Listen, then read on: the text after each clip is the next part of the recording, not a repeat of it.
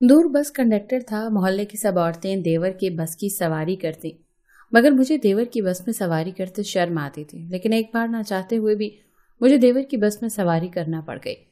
آدھی رات کو سر منہ چھپایا اور ہمت کر کے دیور کی بس پر چڑھ گئی، مگر اس رات میرے ہوش اڑ گئے جب اچانک دیور رات کے 10 بج رہے تھے۔ یہ آخری بس تھی جس نے اب روانہ ہونا تھا۔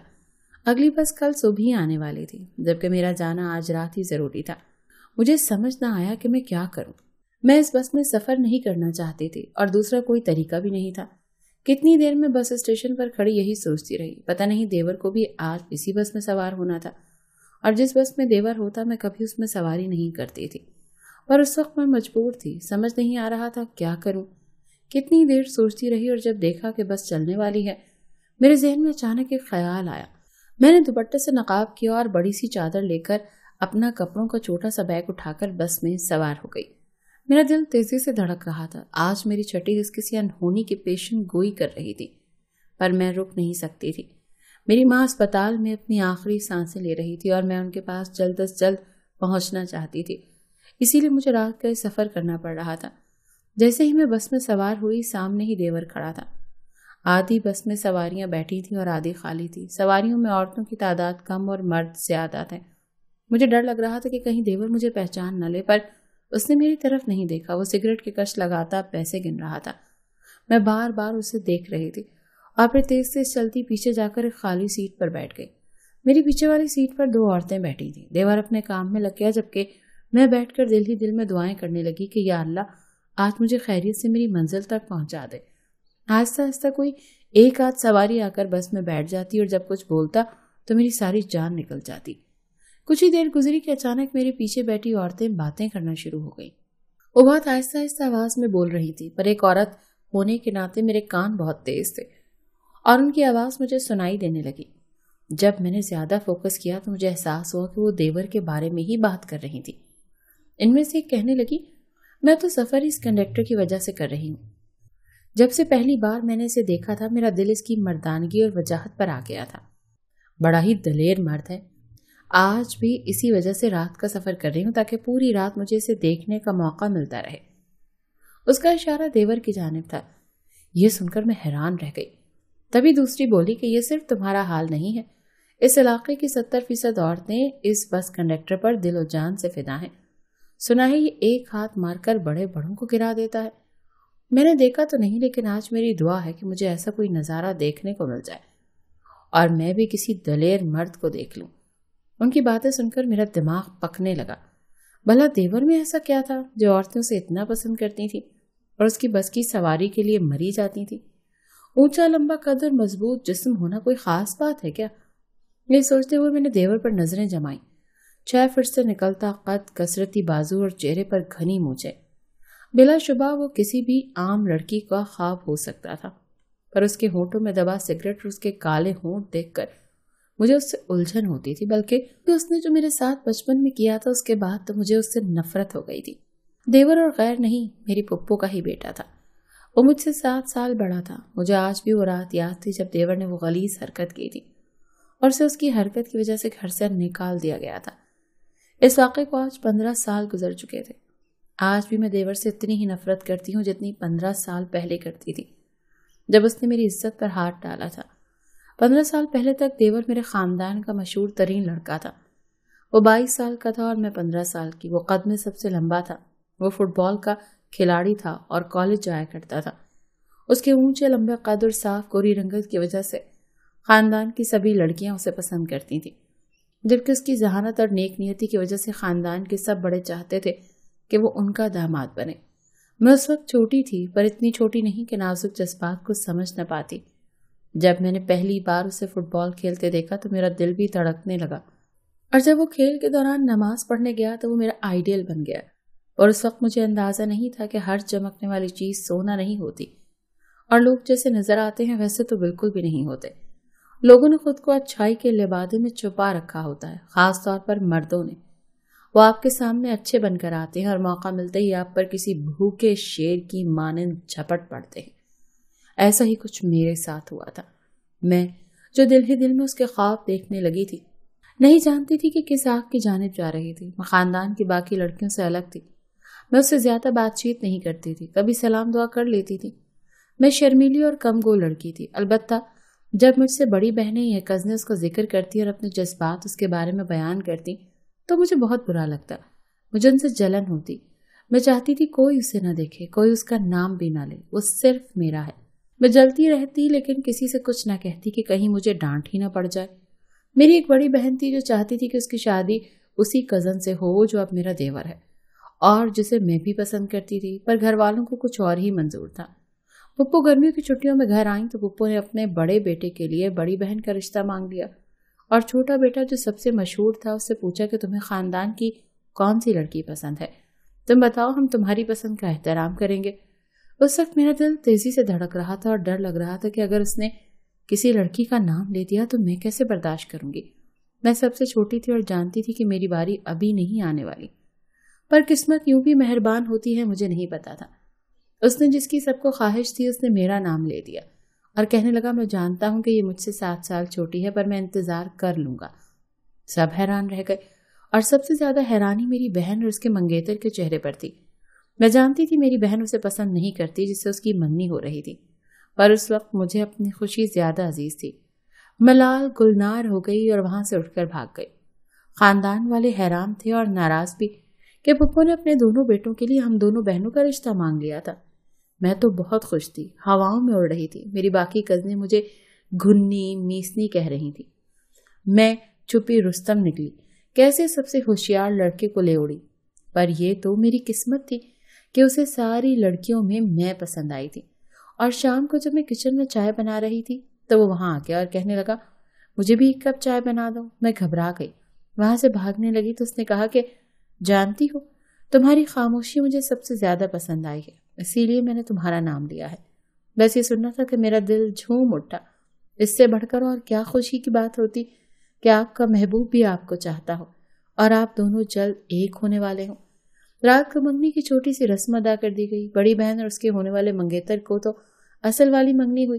उन्होंने एक दूसरे को अंगूठी पहनाई, जबकि मुझे मेरे मंगेतर ने 2 गजरे पहनाकर अपने नाम कर लिया। सब बहुत खुश थे। अम्मी अब्बू की खुशी का तो कोई ठिकाना नहीं था। रात गए तक नाच गाना चलता रहा, खुशी के गीत गाए गए। मैं और मेरी बहन छत के ऊपर वाले कमरे में सोते थे। मेरा सुबह एक टेस्ट था, मुझे जल्दी सोना था और उस रात मैं खुशी खुशी सो गई। रात के किसी पहर मौसम खराब हो गया और बारिश होने लगी। बारिश की आवाज पर मेरी आंख खोली तो कमरे में अंधेरा था। मेरे बहन को आवाज थी पर कोई जवाब नहीं आया। तभी कमरे का दरवाजा खुला, मुझे लगा बड़ी बहन है। तभी कोई चलता हुआ मेरे पास आया और आकर मेरे मुंह पर हाथ रख दिया। मेरा दिल उछलकर हलक में आ गया। वो मेरी बहन का हाथ नहीं था, किसी मर्द का हाथ था जिससे वो मुझे छूने की कोशिश कर रहा था। मैंने चीखना चाहा पर दूसरी चीख पर मेरा मुंह बंद कर दिया गया। मैं उस रात की अजियत नहीं बता सकती। आज भी वो हाथ मुझे अपने जिस्म पर महसूस होते हैं। मैं खुद को बचाने की कोशिश करने लगी और इसी कोशिश में मेज पर रखा जग नीचे गिर गया और उसकी आवाज सुनकर कोई भागा भागा मेरे कमरे की जानिब आया, पर मैं उसे अंधेरा होने की वजह से देख नहीं पाई। और तभी जो शख्स मुझ पर झुका हुआ था वो मुझे छोड़कर भाग निकला और मैंने जोर जोर से चिल्लाना शुरू कर दिया, बानो, बानो, तुम ठीक हो? तभी मुझे मंगेतर की आवाज सुनाई दी। वो अंधेरे में मेरे हाथ पकड़े हुए था और तभी कमरे में रोशनी छा गई। देखा तो सामने घर वाले खड़े थे और मेरा मंगेतर मुझ पर झुका हुआ था। उसका गिरेबान मेरे हाथ में था। ये तुम क्या कर रहे हो? मेरी बहन मेरे मंगेतर की जाने पड़ी और जोरदार थप्पड़ उसके मुंह पर मारा। मैंने कुछ नहीं किया। मेरे मंगेतर के चेहरे पर हवाइयां उड़ गईं और फिर अब्बू ने आगे बढ़कर उसे बुरी तरह से मारना शुरू कर दिया। मेरे साथ जो हुआ था और करने वाला और कोई नहीं, मेरा अपना मंगेतर था जिसने मेरे साथ ज्यादती की कोशिश की थी। ये समझ आते ही मेरे होश उड़ गए थे। मैं सदमे में चली गई थी। जाने कितने दिन में बार बार बेहोश होती रही। घर वालों का रो रो कर बुरा हाल था और पुप्पो का तो मन ही टूट गया था। खानदान के सबसे मशहूर लड़के की ये असलियत थी। मुझे देखकर मेरी बहन भी रोती और यही कहती कि कौन इससे शादी करेगा। और फिर पुप्पो ने उसकी बात सुनकर कहा कि कोई गैर नहीं बल्कि मैं बानो की शादी अपने बड़े बेटे से करूंगी। और यूं मुझे छोटे के बजाय बड़े की बना दिया गया। जो मेरा मंगेतर था वो जाने कहाँ गया, कभी पलट कर ना आया और 3 साल में शदीद ज़हनी सदमे में रहे। मेरा सब कुछ टूट चुका था। मोहब्बत के जहर ने डस लिया था। अब मुझे उस शख्स से नफरत थी। 5 साल बाद मेरी शादी हो गई। मेरी बड़ी बहन ने शादी अभी नहीं की थी, पहले मेरी कर दी गई ताकि मैं जहनी सदमे से बाहर निकल सकूं। میرا شوہر بہت اچھا تھا، اس نے مجھے بہت پیار، بہت مان دیا، اس نے میرے جسم کے زخم بھر دیے، پر دل کے زخم آج بھی زندہ تھے۔ اور پھر شادی کے 10 سال بعد میرے شوہر جس محلے میں مجھے لے کر شفٹ ہوئے، وہاں پر میں نے اسے اتنے سالوں بعد دیکھا، جو کبھی میرا منگیتر تھا پر اب دیور بن چکا تھا۔ وہ بالکل بدل چکا تھا، اس نے شادی نہیں کی تھی، وہ ایک بس کنڈکٹر تھا اور کسی غنڈے سے کم نہیں تھا۔ بڑے بڑے بدماش اس کا نام سن کر ڈر جاتے تھے اور اس نے اتنے ہی دشمن بنا لیے تھے، جبکہ آج بھی مجھے وہ زہر لگتا تھا۔ آج بھی میں اس سے نفرت کرتی تھی۔ اس کی وجاہت کہیں کھو گئی تھی۔ اب وہ نشہ کرتا تھا۔ جب سے شوہر نے اسے دیکھا تھا وہ پریشان ہو گیا تھا۔ ادھر پھپھو بہت بیمار تھی، 15 سالوں سے اس نے اپنے بیٹے کو نہیں دیکھا تھا۔ وہ اسے ایک بار دیکھنا چاہتی تھی، ملنا چاہتی تھی، پر دیور نے کبھی پلٹ کر خبر نہیں لی تھی۔ اس نے سارے رشتے ناتے ہی توڑ دیے تھے، اور آج میری قسمت کہ مجھے اسی شخص کے ساتھ سفر کرنا پڑ رہا تھا۔ اور عورتوں کی باتیں سن کر مجھے ان پر ترس آ رہا تھا کہ جسے وہ پسند کرتی ہے وہ انسان نہیں، حیوان تھا۔ ایسا حیوان جس نے اپنے ہی منگیتر کی عزت پر ہاتھ ڈالا تھا، جسے کچھ سالوں کا بھی صبر نہیں ہوا تھا۔ پر اب ان باتوں کا کیا فائدہ؟ میری اپنی زندگی میں خوش تھی، اولاد نہیں تھی، پر آج بھی مجھے وہ رات سونے نہیں دیتی۔ ایک عجیب سی بے چینی میرے رگوں پہ میں گردش کرتی رہتی تھی، کوئی چیز مجھے اندر سے کاٹتی رہتی تھی۔ میری بڑی بہن جس کی شادی کو 5 سال ہو گئے تھے وہ بیوہ ہو گئی تھی، اور بات مجھے پریشان کیے رکھتی تھی کہ میں نے اس کی جگہ لے لی ہے۔ بس چل پڑی، دیور نے بس کا دروازہ بند کر دیا اور وہ سب سے کرایہ لینے لگا۔ میں نے اللہ کا نام لیتے پیسے نکالے۔ وہ کرایہ لینے کے لیے میرے پاس آ رہا تھا اور میرا جسم کب کپانے لگا تھا۔ وہ میرے قریب آیا اور آ کر کہنے لگا، بی بی کرایہ دو۔ پرس سے پیسے نکالتے میرے ہاتھ کانپ رہے تھے۔ میں نے جب اسے کرایہ پکڑایا تو وہ مجھے غور سے دیکھنے لگا۔ میں نے نظریں جھکا لی کہ کہیں وہ مجھے پہچان نہ لے۔ کہاں جانا ہے؟ اس کا لہجہ اچانک بدل گیا تھا۔ میں نے اپنے شہر کا نام بتا دیا۔ وہ آگے بڑھ گیا اور میں نے رکا ہوا سانس بحال کیا کہ چلو شکر ہے اسے پتہ نہیں چلا۔ اگلے سٹاپ پر بس رکی، وہاں سے 5-6 لوگ بس میں سوار ہو گئے۔ 5 سیٹیں خالی تھیں۔ 6واں آدمی میرے ساتھ آ کر بیٹھ گیا کیونکہ بس فل ہو چکی تھی۔ دیور ہماری جانب ہی دیکھ رہا تھا۔ وہ کھڑا ہوا تھا اور کڑی نظروں سے میرے ساتھ بیٹھنے والے آدمی کو دیکھ رہا تھا۔ مجھے اپنے ساتھ بیٹھے شخص سے خوف آ رہا تھا۔ ابھی کچھ ہی دیر گزری تھی کہ مجھے محسوس ہوا کہ وہ میری جانب سرک رہا ہے۔ میں بھی سرک کر کھڑکی کی جانب ہو گئی اور اپنے اس کے درمیان فاصلہ پیدا کیا، پر اس نے پھر سے میری جانب سرکتے ہوئے فاصلہ ختم کر دیا۔ اب تو میرا گلا خشک ہو گیا۔ شرم اور گھبراہٹ کے مارے میں کچھ بول نہیں سکتی تھی اور مجھے پھر سے وہ رات یاد آنے لگی جب دیور نے میرے ساتھ زیادتی کی کوشش کی تھی۔ میں مچلنے لگی اور یہ منظر دیور نے دیکھا تو وہ غصے سے غراتے ہوئے ہماری جانب بڑھا اور اس نے میرے ساتھ بیٹھے آدمی کو اٹھا کر پیٹنا شروع کر دیا۔ اس کے آدمی دیور پر ٹوٹ پڑے۔ کچھ ہی دیر میں بس چیخوں سے گونج اٹھی۔ ڈرائیور نے بس روک دی۔ دیور ان سب پر بھاری پڑ گیا۔ تبھی اچانک ایک آدمی نے گن نکالی اور میری آنکھوں کے سامنے دیور پر 3 فائر کیے۔